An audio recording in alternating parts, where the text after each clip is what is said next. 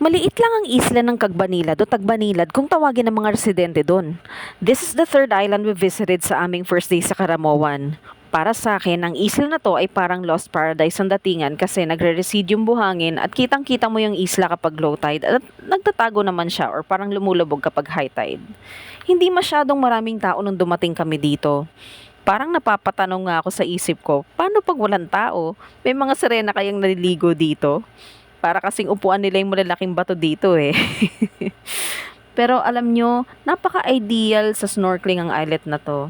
Kapag joiner ka, kagaya ko, may mga nakaredy na talaga silang mga gamit na pwede mong hiramin like life jackets at pwede ring mag-rent ng goggles for only 200 pesos at isang oras at kalahati mo nang magagamit yon. Dito mo talaga makikita yung part na maraming malalaking bato at brain coral sa ilalim. Sabi nila, perfect din daw to sa rock climbing, pero maybe next time kasi pagod na kaming mag-trek galing Matukad. Yung tubig dito, makikita mo, para siyang emerald. At kapag nag-snorkel ka, may mga makukulay na isda at starfish sa ilalim. Parang virgin jungle din yung isla kasi napakaraming halaman at kung tutuusin para sa akin, ito yung isla na hindi lang nakaka-refresh ng isip. Meron din siyang emotional or healing effect. Like para kang nag-spa, nag-yoga, or nag-zen garden.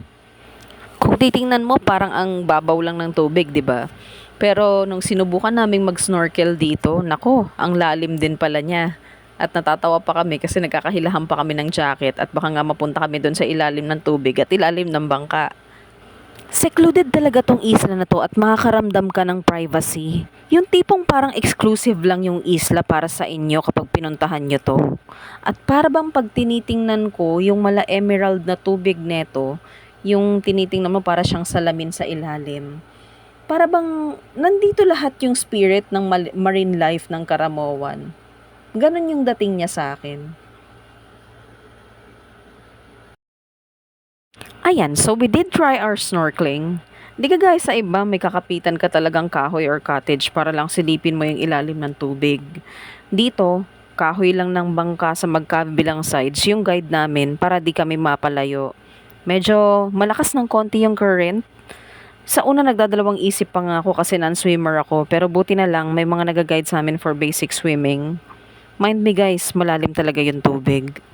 Ayan, o, di ba? Tawa-tawa lang kami pero nagkakahilahan na kami ng life jacket dito at umiilalim na kami sa bangka.